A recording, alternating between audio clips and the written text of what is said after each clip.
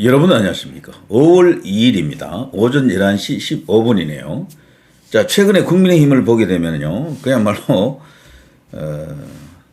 딱히 이렇다 저렇다 규정하기 어렵습니다만, 상당히 이제 혼란스럽습니다. 국민의힘 관련된 뉴스 중에 좋은 뉴스는 하나도 없어요. 희망 섞인 뉴스, 긍정적인 뉴스 자체가 없다니까. 물론 뭐 그것은 레거시 미디어의 장난이다 이렇게 이제 보고 가볍게 그냥 생각하는 사람들도 일부 있는 것 같은데, 그런데 그런 게 아닙니다. 영향력 면에서 레거시 미디어를 이길 수 있는 매체가 아직 없어요. 아무리 뉴 미디어 그래도 그 레거시 미디어를 따라가지 못합니다. 그리고 그 레거시 미디어도요, 뉴 미디어를 다 하거든요. 그 사람들도 다 한다니까. 실제 유튜브만 놓고 보더라도 여기 초대형 채널들은 전부 레거시 미디어입니다. 그 사람들이 다 장악하고 있다니까. 레거시 미디어 중에 1위가 MBC예요, MBC. 유튜브 1위가 MBC라니까. 시사, 정치, 뉴스 1등이, 압도적으로 1등이 MBC입니다. 우파 유튜브 전체, 소위 말하는 레거시 미디어 말고요. 우리 같은 이런 일반 유튜버 있잖아요. 우파 유튜브 다 합쳐도 MBC 하나만큼 안 돼요. 수입이나 이런 것들이. 유튜브 안에서. 그래서 우파 유튜브 목소리만 믿다가는 낭패를 보게 됩니다. 저는 최근에 마지막 이제 그 재보선에 나가는, 국회의원 재보선에 나가는 그 후보 그 이제 공천한 내용을 보고요. 제 나름대로 뭐 생각도 하지만 실제 전문가들도 뭐 그렇게 이야기하더라고요. 쭉 살펴보니까 대구 달성의 이진숙, 그리고 하남의, 경기 하남의 이영, 소위 말해서 이제 친윤으로 이제 불리는 사람들이죠. 이제 이 사람들을 공천하면서 지금까지 기조와는 좀 다르잖아요. 왜냐하면 지금까지 제대로 된 친윤이 후보 공천된 적이 없습니다. 거의 없습니다, 이번에는. 특히 지방선거 관련해서 굵직굵직한 자리에 친윤 후보라고 할 수 있는 사람이 아무도 없습니다. 그나마도 한 명 있던 윤갑건 충북도지사 후보도 떨어졌고요. 지금 없는 거지, 사실은. 지금 전부 반윤 아니면 비윤 이런 사람들이 공천이 다 됐습니다. 그런데 막판에 국회의원 재보선에서는 조금 이렇게 다른 흐름이 나타났던 거죠. 근데 이게 왜 이러냐. 제 이야기 아닙니다. 전문가들은 이렇게 분석합니다. 최근에 장동혁의 대선주자 지지율이 지금 떨어져가지고 2위, 3위로 지금 추락할 위기에 있습니다. 보수 안에서도 1등을 못하는 거지. 처음에는 압도적인 1위였잖아요. 처음에는. 그런데 지금까지 장동혁이 줄곧 1위를 하던 여론조사가 바로 여기입니다. 신천지하고요, 천지일보죠. 천지일보 참. 천지일보하고 코리아 정보 리서치.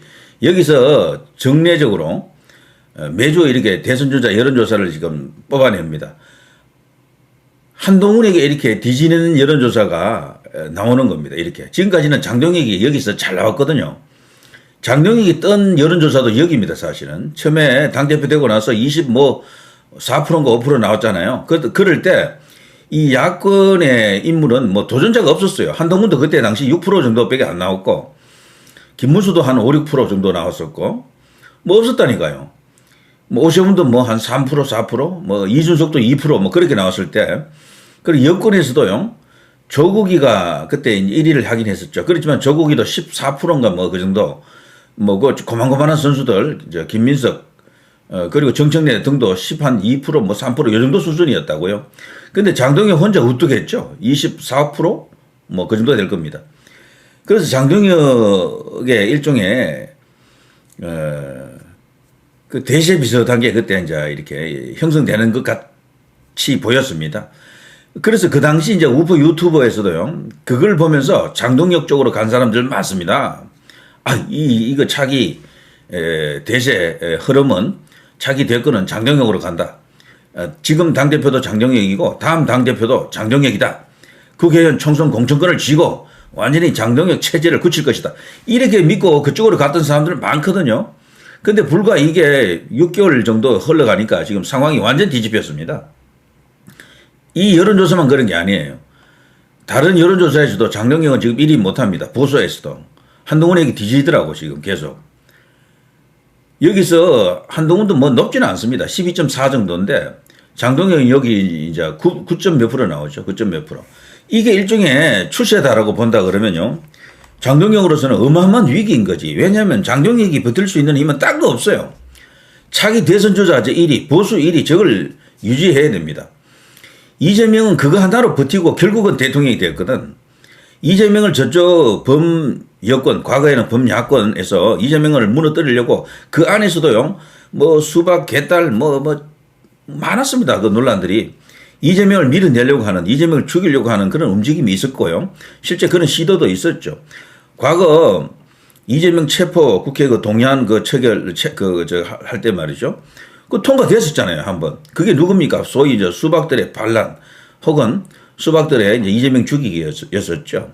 근데 극적으로 판사 문 앞에 가가지고 판사 앞에서 무릎 조아리고 울면서 업소했다 그러죠. 그때 그 살려준 판사 이름이 기억하시죠? 유창훈 판사라고요. 이재명은 사실상 자신을 살려준 그야말로 은인들이 여럿 있는데 그 중에 한 명이 유창훈입니다. 결정타입니다. 그때 만일 구속됐더라면 이재명 없는 거지 사실은. 근데 유창훈이는 죄는 인정된다 하면서도 구속을 안 했어. 그 후에 본격적으로 그 당 안에서요, 친명들이 수박들을 제압합니다. 거기서 게임이 끝났어. 근데 그걸 그렇게 할 수 있었던 가장 큰 동력이 그 과정을 제가 자세하게 설명해 드릴 수 있지만 시간이 너무 걸릴 것 같아서 생략합니다. 여러분도 아실 거예요. 그 가장 큰 동력, 이재명이 살아났던 동력이 딴 거 아니에요. 차기 대선 주자 1위 이거였습니다. 이거 1위를 뺏긴 적이 없거든, 이재명은. 여야 통틀어서. 가끔 가다가 1대1 대결 붙여가지고 진 적이 몇 번 있어요.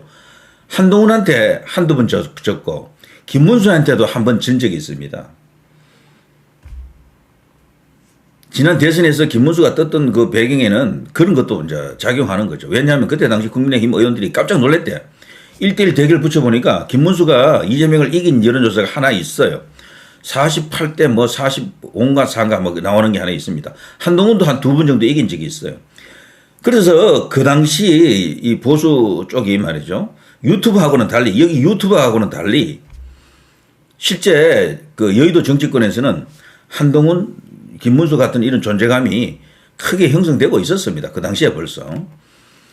아무튼 이재명이가 살아났던 것은 자신의 그 차기 대선 주자 지지율 1위 그거 하나거든. 장동혁도 똑같아요.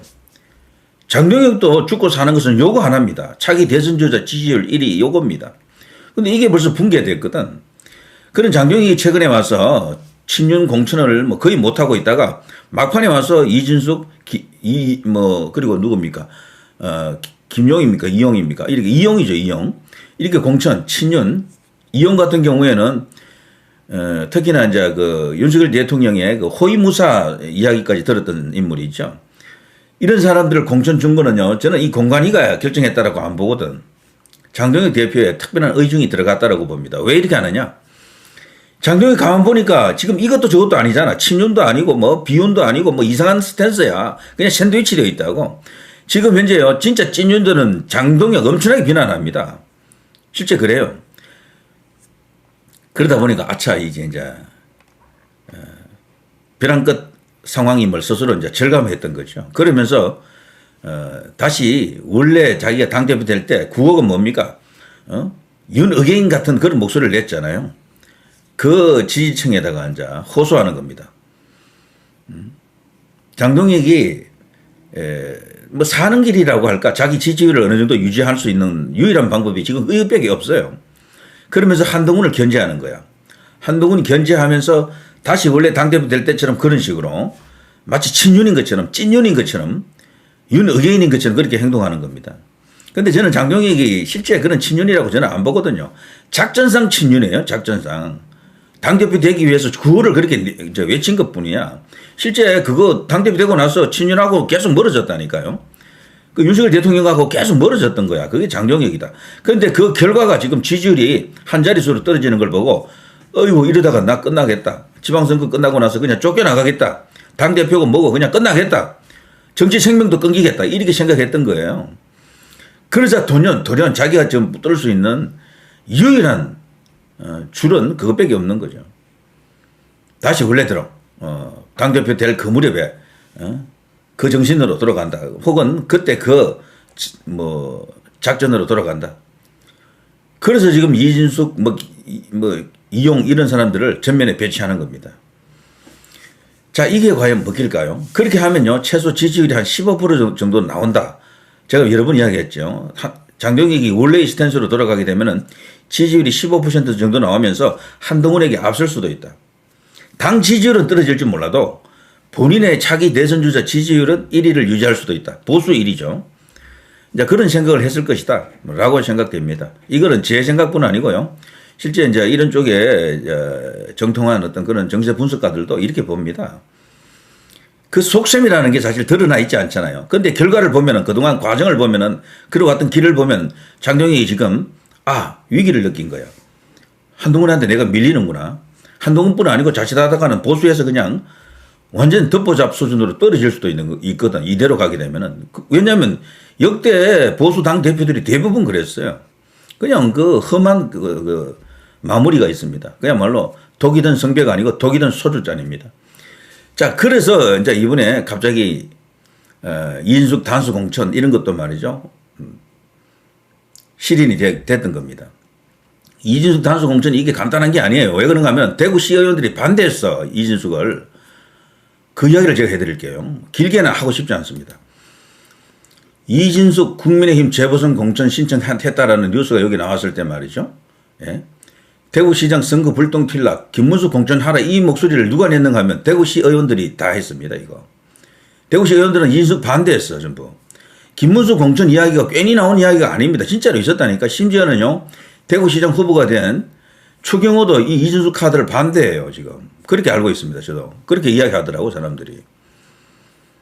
왜냐하면 여기가 지금 윤석열 대통령 얼굴이 보이잖아. 여기 이진숙한테는.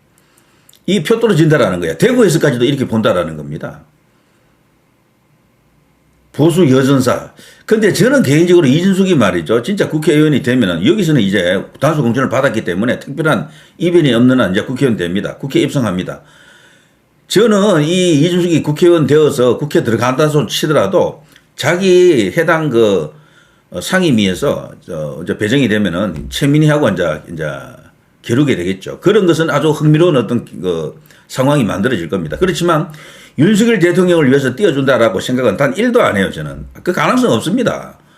이 사람들은 운동하는 사람들이 아니고 정치, 진짜 실물 정치, 제도권 정치하는 사람이잖아요. 지금 친윤이라고 해도 과거에 친윤이었던 사람들 중에 윤석열 대통령 언급하는 사람이 단 한 명이라도 있습니까? 단 한 명이라도? 이준석 또한 마찬가지입니다. 여기 국회 안에 들어가면 그 n분의 1, n땅 됩니다. n땅. 그래서 그런 기준으로 보는 유튜브 시각들이 있잖아요. 이게 맞지 않는 이야기다. 이거 사실 굉장히 큰 뉴스인데 이게 사실은 우바 유튜브에서는 잘 이야기하지 않는 거죠. 대구 분위기가 심상치 않다. 혹시나 불똥이 추경호한테 또 튈까봐 이런 어떤 분위기가 있다라는 거죠. 달성에서는 이길 수 있겠지만 대구시장 뺏길 수도 있다라는 그런 진단을 지금 하고 있는 겁니다. 그래서 그나마도 이 이준숙 카드를 갖고요. 더 이상 이렇게 대구에서 그 마이너스 같은 그런 게 나타나지 않으려면은 고성국 씨 같은 이런 사람들이 나타나면 안 돼요. 제 생각에는. 우파 유튜버가 이게 메인스트림이 아니라니까요. 제가 이걸 여러 번 강조하고 있습니다. 여기 목소리대로 하면 난리 나요. 정말. 선거하고 운동은 다릅니다. 주장하고 선거는 다르다니까. 그거를 분명히 우리가 직시를 해야 됩니다. 심지어 이런 일까지 있습니다. 여기 충남도지사 김태흠 같은 경우에는요.